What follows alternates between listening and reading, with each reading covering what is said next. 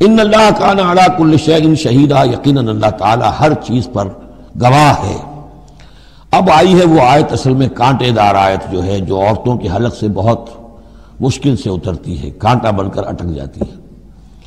الرجال قوامون علی النساء، یہ تمہید تھی ساری، ایک سورہ بقرہ میں تمہید آ چکی تھی، علیہن لہن مثل الذی علیہن بالمعروف وللرجال علیہن درجہ، یہ کہہ کے بات چھوڑ دی۔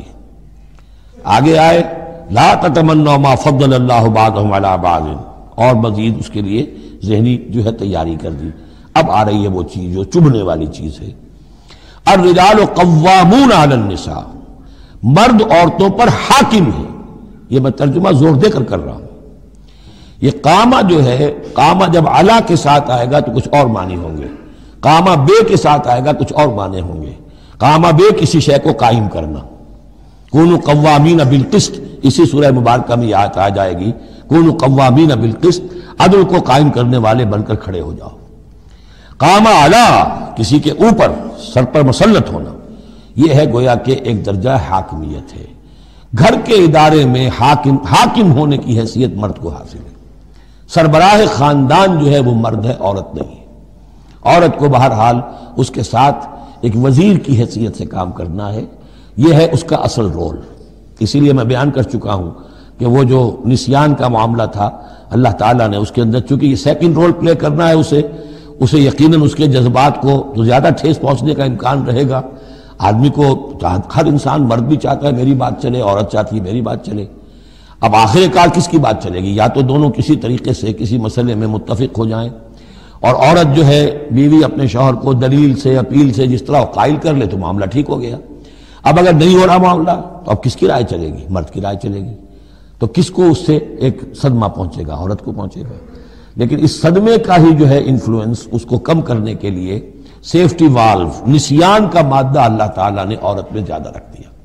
اسی لیے پھر اس قانون شہادت کے اندر ایک مرد کی جگہ 2 عورتوں کو وہاں پر اس کا نصاب رکھا گیا۔ الرجال قوامون علی النساء بما فضل اللہ بعضهم علی بعض۔ اب یہ دوسری بات ہے کہ اگر وہ شوہر حاکم ہو کر ظلم کرتا ہے، ان کے حق ادا نہیں کرتا ہے، تو اللہ کے یہاں بڑی سخت پکڑ ہوگی۔ یہ تو دوسری بات ہے بالکل۔ لیکن یہ کہ جو قانون ہے اسلام کا وہ یہی ہے کہ یہ اختیار دیا گیا، اب آپ اس اختیار کا غلط استعمال کر رہے ہیں، آپ اس کو ظلم کا ذریعہ بنا رہے ہیں، تو اس کی سزا اللہ تعالیٰ کے ہاں آپ کو مل جائے گی۔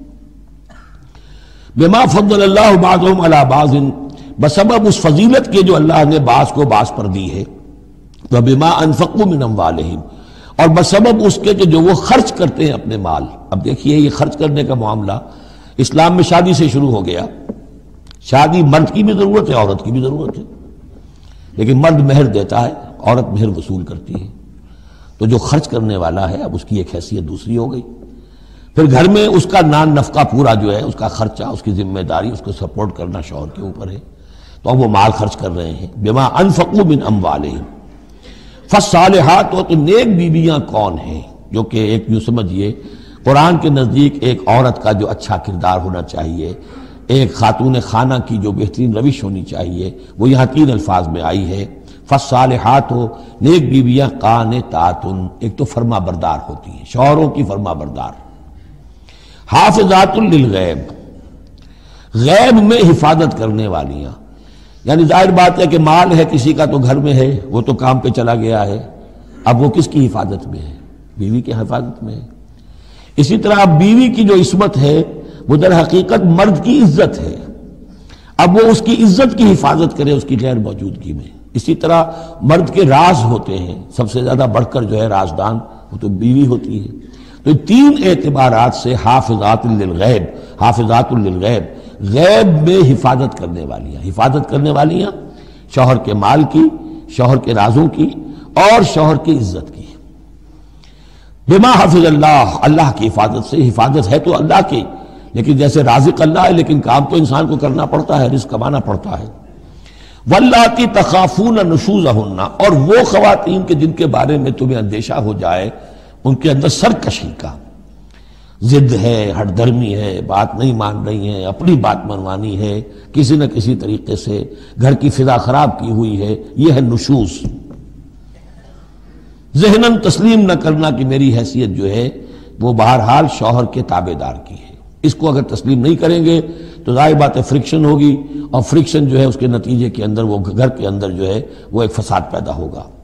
واللاتی تخافون نشوزہن فعظوہن، تو ان کو پہلے تو نصیحت کرو، واہجروہن فی المضاجع، دوسرے تنبیہ کے طور پر ان سے تعلق اپنے بستر علیحدہ کر لو اور ان کے ساتھ وہ تعلق ذل و شو جو ہے کچھ عرصے کے لیے بند کر دو۔ وَاضْرِبُوهُنَّ، اس پر بھی ٹھیک نہ ہو تو انہیں مارنے کی بھی اجازت ہے۔ اس میں حضور نے جو روکا ہے وہ یہ ہے کہ چہرے پر نہ مارا جائے، اور کوئی ایسی مار نہ ہو جس کا مستقل نشان جسم پر پڑے۔ اب یہ چیزیں اللہ کا کلام ہے، اس کے اندر جو ہے کوئی ہمارے لیے کوئی جھجک نہیں ہے، معاشرتی زندگی کو ٹھیک رکھنے کے لیے اس کی ضرورت پیش آئے تو وہ بھی کرنی ہوتی ہے۔ فَإِنْ أَطَعْنَكُمْ، پھر اگر وہ تمہاری اطاعت کریں، فَلَا تَبْغُوا عَلَيْهِنَّ سَبِيلًا، تو اب ان پر خام خواہ کی زیادتی کرنا، پچھلے غصے نکالنا، بار بار جو ہے وہ اپنے غصے کا اظہار کرنا، یہ بھی ٹھیک نہیں ہے۔